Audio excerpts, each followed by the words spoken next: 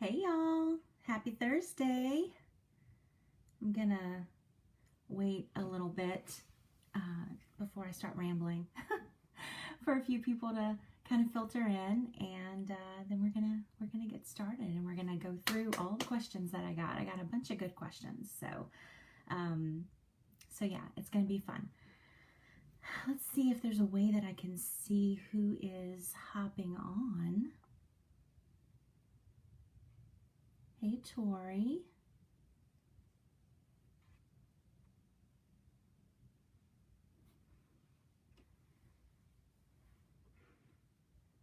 Let's see who else is here. Oh, it's only showing me. Why isn't it showing me who's here? That's really weird. I thought it showed me like all the people, but I guess not. Okay, so we've got a bunch of people hopping on now. That's great. Hey y'all, happy Thursday. I accidentally went live on my personal page. And a bunch of my friends started hopping on. I was like, this is weird. I didn't know that they liked the Savvy page. And then I realized, and I had to shut it down and start all over again, but that's okay. That's okay. So tonight we are going to do a little bit of a Q&A about the new liquid foundation and concealer and the face match tool. So whoops, I'm throwing things all over the place. But just to yeah, you guys, thanks Tony. Hey, how are you? Y'all tell me hey and let me know you're here, and I want to know who's in on the conversation. And also, if you didn't previously submit a question but you have one, feel free to go ahead and pop that down in the comment section, and after I go through the questions that I already received, I'll scroll back through if I have time and answer those. Otherwise, I'll answer them in the comments after the live. So, hi Tanya from Fort Lauderdale. Nice. Okay, so I think we're just going to go ahead and hop on in and start answering the questions. Before that though, hang on. I just want to talk about what's on my face. So I applied the liquid foundation with the sponge for the first time, and I liked it. I am wearing the concealer as my eyelid primer, not as my actual concealer. I'm wearing my regular concealer that I've been using. I used the matte veil to set the creases around my nose and my chin before I applied the foundation. What else savvy? My lip gloss is savvy. My eyeshadow is savvy.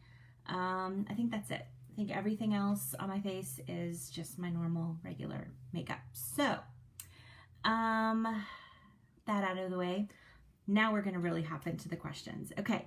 So the first question that I have here is, do you need to use a primer? And if you were with me back when I was wearing the powder foundation, I stressed how important it was to prime your face. And the primer for the powder foundation was not a traditional foundation primer, because in order for you to achieve anything close to full coverage, it needed something, you needed to replace the moisture that the powder foundation didn't have. And so if you remember, I kind of created my own primer, a couple of versions of it, and that was like an essential step. I couldn't wear the powder foundation without it. I couldn't build the coverage that I needed without it. That is not the case with this foundation, with this format of foundation.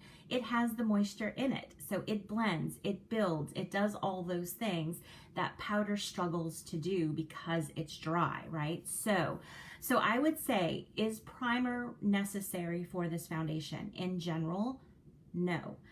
I don't have primer on my face except on my nose and my chin, and I put primer on my nose and my chin because I tend to have problems with all foundations, on those two areas of my face because I have oily skin, I have large pores there, and it creates a little bit of texture. The primer helps smooth that out, helps the foundation sit better and stay longer on those areas. So I would say if you have areas like that on your face, or if you have areas of texture on your face, whether it's because of dryness or acne or other things like that, then yeah, a primer would help. It would help any foundation, but it is not as necessary to prime your face with this foundation as it is with the primer, with the powder foundation. So again, for problem areas of your skin, if you're concerned about like having a really, really long day, if you're going to an event and you want it to just look super flawless, or if you need it to last for a super, super long time, because this is not touted as a long wearing foundation, then a primer would definitely help that. But just for basic application and day-to-day wear, most people probably do not need a primer. Let's see, number 2. Okay. Number 2 is, what is the best application method? A brush, sponge, or fingers? And does the brush or sponge waste product? Okay, so I would say that, first of all, I did test this out with my fingers, even though I never apply foundation with my fingers. I tested it out for you. And so I would say, generally speaking, it applies equally well as far as getting smooth, even coverage with either tool, either your hands, the sponge, or your brush. I would say the coverage level kind of increases from your fingers. It's less, it's more sheer. So if you use your fingers, it's a more sheer coverage, and you get more mess because your hands are dirty. To try to build even medium coverage on my nose and my chin, I kind of had to pat the foundation down. So I definitely got more of a light to medium coverage using my fingers with this foundation. Using the brush, you do more immediately get a fuller coverage just because of the way that it sits on the brush, I think, and because the brush is dry. And the finish is slightly less dewy with a brush than it is with the sponge. Now with the sponge, you get more of like a medium coverage, but you can still build it up. It's just the initial application is more of a medium because you're using a damp tool, and the finish is also a little bit more dewy. As far as wasting product, but the finish, it goes on smooth. It looks fine with any of those tools. But as far as wasting product, I don't think that you really waste any more using a brush or a sponge or your fingers, because you always have to wash your hands after. So there's always residual product left on your hands when you're done applying foundation. So I would say one doesn't waste product any more than the other. The foundation tends to just kind of sit on the top. So I would say you probably, a brush probably absorbs product more so than the sponge or your fingers. But I think the amount of product waste is negligible for all three. So that's that question. Plus, I just prefer, I think you get an easier finish. It goes on faster, and you don't have to wash your hands, so you don't risk getting it on your clothes, which is nice if you use your fingers. Okay, number 3. Let's see. Can you apply liquid and powder at the same time? So I was a little bit confused by that question. I wasn't sure what they meant. I'm guessing it was sort of a, hi Mary Beth, hi Kim, hi Amanda, hi Haley. I imagine that they're asking, like, can you wear them together? And I would say yes. I would say, though, it works better if you use the foundation to build coverage and or set the makeup, as opposed to putting on the powder first and then trying to apply the liquid makeup over it. I think you're gonna get into cakey land really, really fast, because liquid is just, powder is meant to go on top of liquid, not the other way around. I would say, though, if you are using the powder foundation in conjunction with the liquid, you don't need the misting spray. The purpose of the misting spray is to add in that moisture to help build the coverage. You've already got the moisture on your face by virtue of having a layer of foundation on there. And if you apply the powder with a wet brush using the misting spray, you're going to risk disturbing the foundation that you've already laid down, and again going into cake land, and you don't want that. So I hope that answered your question. Let's see, the next question, number 4. How long does the foundation last? Okay, I would say, hi Robin and Tammy. I would say, now I haven't, you know, it's COVID. I'm not going very many places. So I did wear it one day for about 6 or 7 hours, and I did a workout and got a little bit of a sweat going, and it held up great. So I would say it would last well for a good solid work day, no problem. I mean, unless you go eat a burger or something, you know. So yeah, I had no issues with it. I did use a setting spray though, and I think for this type of foundation, this more fluidy, serum-y type of foundation, in any brand, a setting spray is necessary if you want it to last a really long time, and last through heat and things like that. So at least that's what I would do, especially since I have oily skin and I live in, you know, Hades. So, but I found that it wore really, really well over the course of the day. So, Mary Beth, a related question Mary Beth is asking, does it wear off on clothes? A little bit, but I only noticed it when I wore a white cami one time, and it was just a teeny bit. But also, I think I didn't really set it around my jawline, and that might have been the problem. So I'm going to pay more attention next time and set it really well around my jawline and see what kind of result I get with that. So stay tuned, I guess. That's a half answer. Okay, so the next question is also related. How do you make the setting spray and does it work? Well, I haven't made the setting spray yet. I was going to do it this weekend and the weekend got away from me. So, but in general, yeah, setting sprays work, man. They work really, really well. I would be a hot mess all the time if it wasn't for setting spray. Now, do DIY setting sprays work? That I don't know for 100% sure, because I've never made one before, and I haven't tested it out, but I'm going to do that. It is on my list.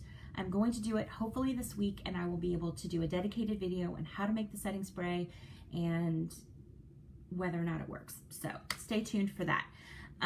Next question. How do you find your shade, and how do you, or related, how do you use the match tool? Okay, so here we go.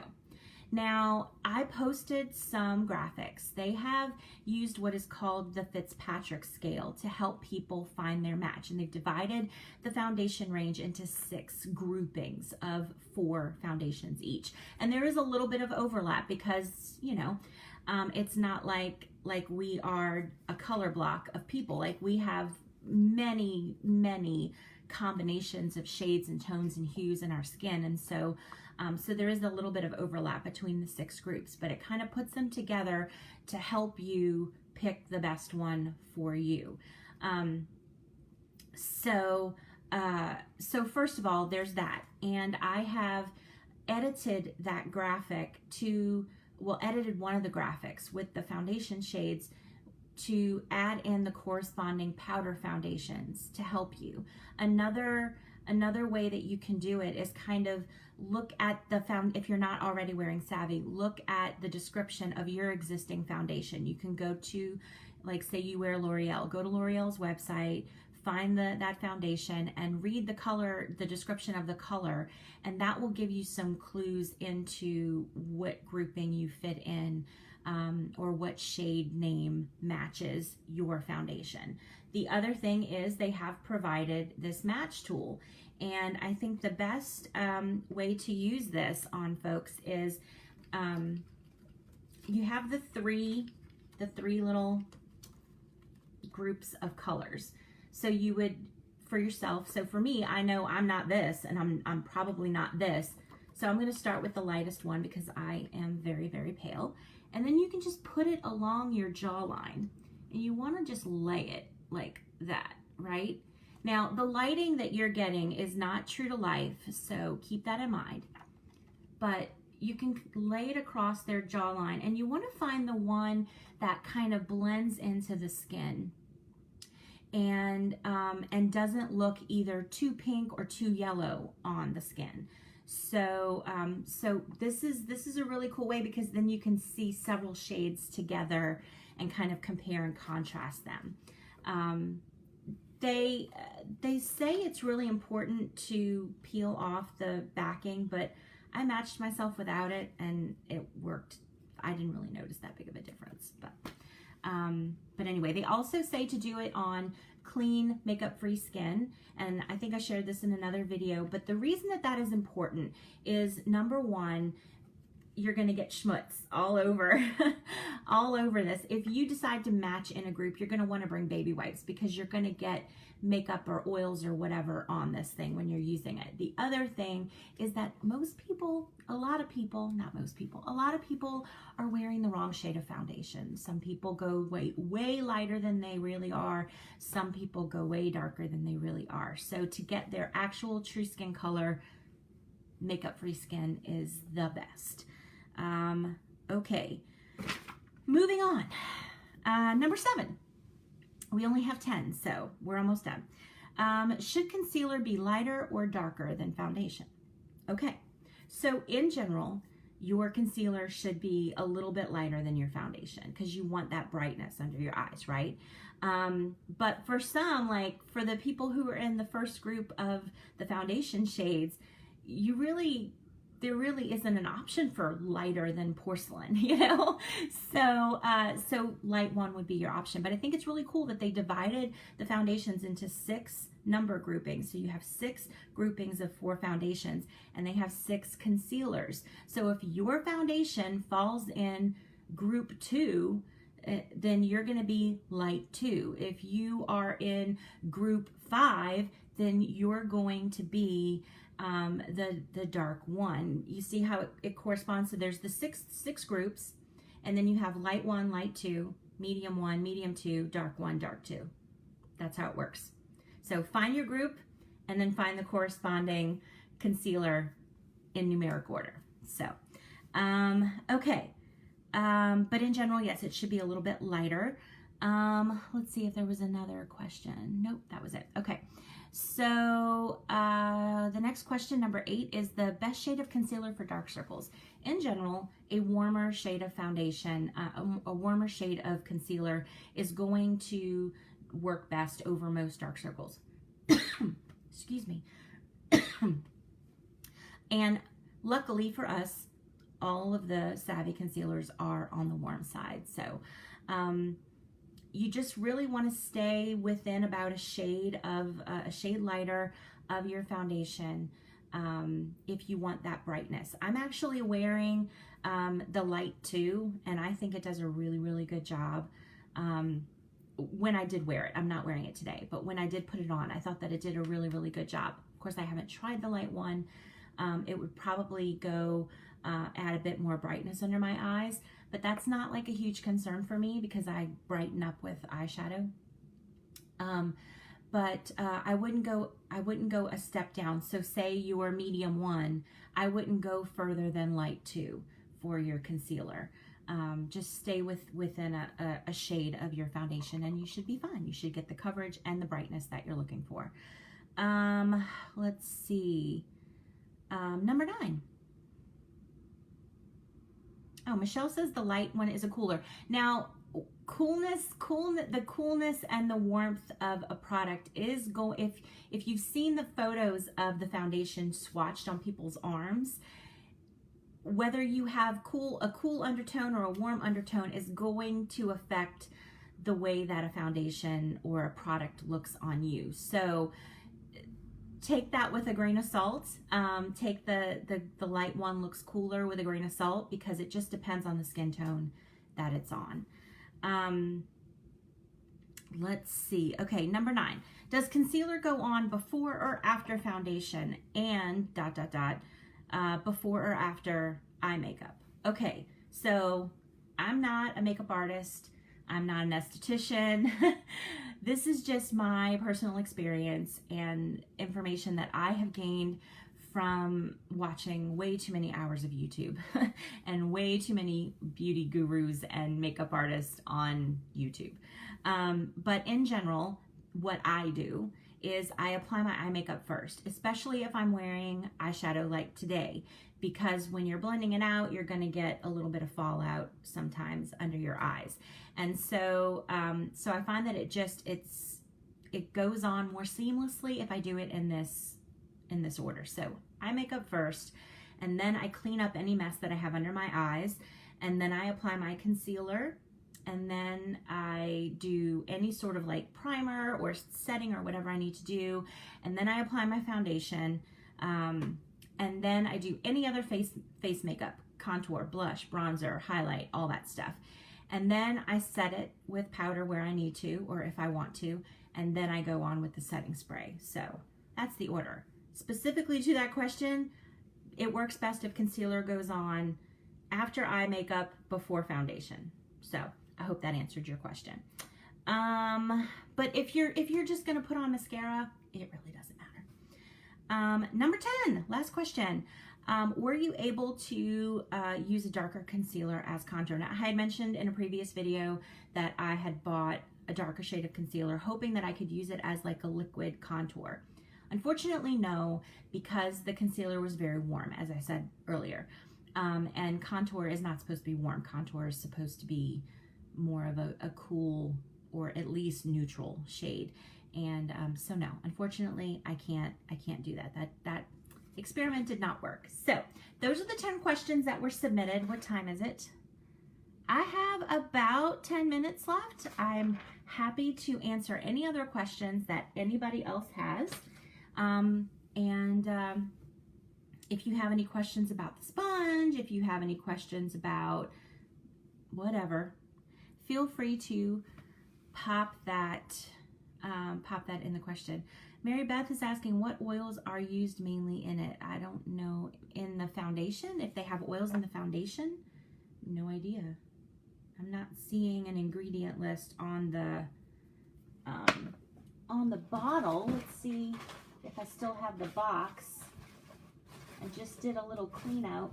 Here we go. It's still in my trash. Let's see if I can read this with my contacts in and see if I see any oils in it. It has honeysuckle, sandalwood, avocado, and sunflower oil. Those are the only oils I see listed. So I'll say that again: honeysuckle, sandalwood, avocado, and sunflower. So those are, I'm sure you could look on the website too and see if there's any additional information about the oils and the benefits and all that stuff. I don't know that information off the top of my head. Fritz is asking, when will the foundation brush? I have no idea. I don't work for Young Living. If I did, based on my previous videos, I probably wouldn't anymore. So I'm talking about the mascara video. Tanya says this helps. Thanks so much. You're very welcome. Becky seems like the concealer is really thick. It is on the creamier side for sure of foundations, but I don't find it to be excessively thick. Like, for example, I used to wear the MAC Pro Longwear concealer for years, and it is way thicker than this foundation for sure. I've heard people compare it to Tarte Shape Tape as far as the consistency of it. So yeah, it is, like I said, it is on the creamier side, but concealers in general tend to be more on the creamy side than on the liquidy side, because you need more coverage under there. Karen is asking, which shade of eyeshadow are you wearing? I'm wearing a couple of shades from the winter quad. I don't remember the name of it, but it's the one with the grays and the blues and stuff. That's what I have on, with a little bit of Jet Setter in there. Becky, I haven't tried the Bloom skincare yet. So I can't really speak to that. Tony says, I found the concealer brush works well. Dip the tip into the wand. Oh, that's another, yeah, I mean, you can definitely control better how much you're applying if you use another brush. So what she's saying is she takes the wand out and then takes, let me see if I have a brush that's sort of similar to the concealer brush, because I don't have the concealer brush. I thought I did. Nope. Hold please, bear with. So then she takes the concealer brush and she kind of just dips it and then applies.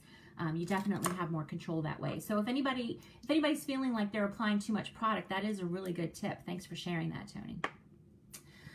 Diana says, could you use the misting spray as a setting spray? I don't think so. I don't think that I'd have to look at the ingredients, but I don't think that it has glycerin in it, or does it? I don't remember. I'd have to look it up. Hang on, let me see if I can quickly, you know what I can do? I can pull up my DIY recipe and see if I used glycerin in that. I would say I would probably want to add more glycerin to the misting spray and maybe a little bit of witch hazel or vodka to increase the longevity of the foundation. But just by itself, I don't think it would do as good a job by itself. It would need a little bit of extra help. Yeah, it only has a tiny bit of glycerin in it, and that is one of the main ingredients in most setting sprays is glycerin and alcohol. And I replace the alcohol with witch hazel, or you can use vodka. And also another setting spray recipe that I was looking at for my skin type actually has aloe vera gel in it instead of aloe vera juice. So yeah, I think you need to oomph up the misting spray for it to work. If you have dry skin, it might do you just fine, but if you have more normal to oily skin, it might need a little extra help. Just based on the ingredients list. I haven't tested that out, obviously. Okay. Tanya, what are you saying yes, please to? I don't know what you're saying. I think I missed something. Okay, let's see. What time is it? I've got time for 1 or 2 more questions if anybody has any.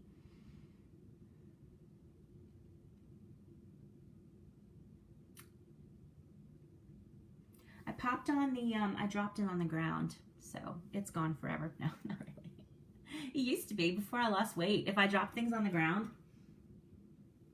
it was an ordeal. But I used this, I think it's the Abundant lip gloss today. I haven't pulled it out in a long time. I forgot how much I liked it, and it smells good too. And I don't remember if I mentioned this, but I'm using the concealer since I can't use it under my eyes because I'm that many years old. I use the concealer as my eye primer, and I actually did test it out on Sunday. I had to go to church, and our AC was broken, and I cried, and it did awesome. So I apply a thin layer of, well, maybe a not so thin layer of the concealer, and then I set it with just a skin tone, flesh tone sort of eyeshadow, and then I apply my shadows on top of that, and it did awesome.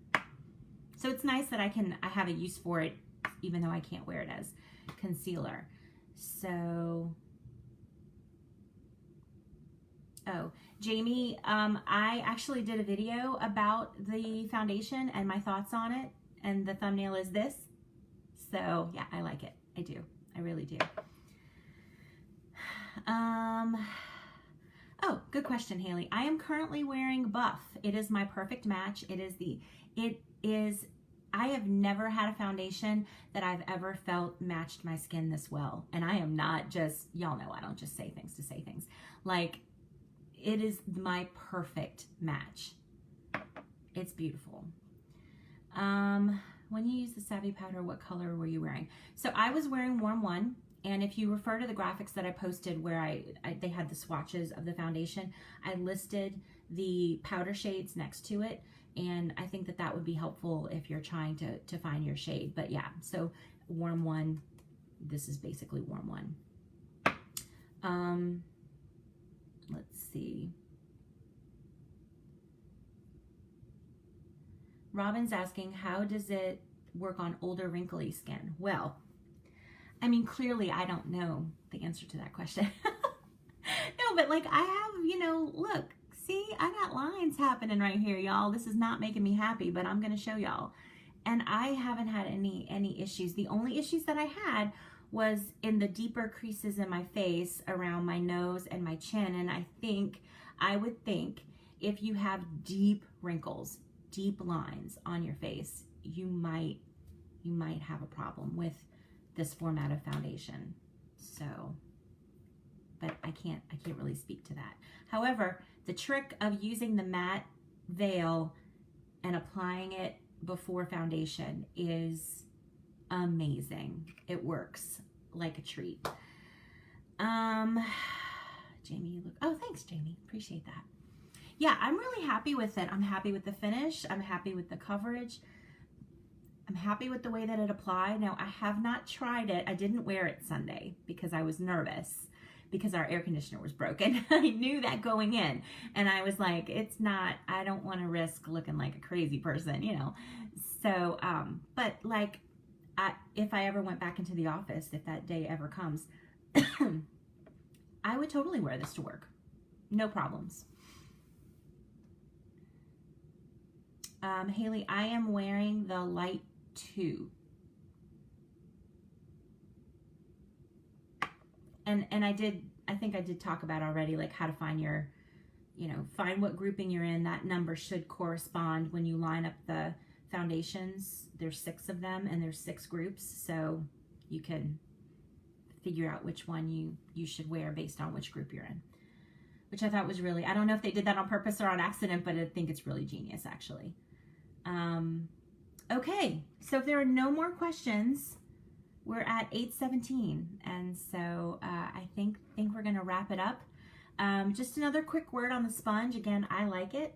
It worked well for me. The instructions are very minimal. It literally says use damp sponge to apply product.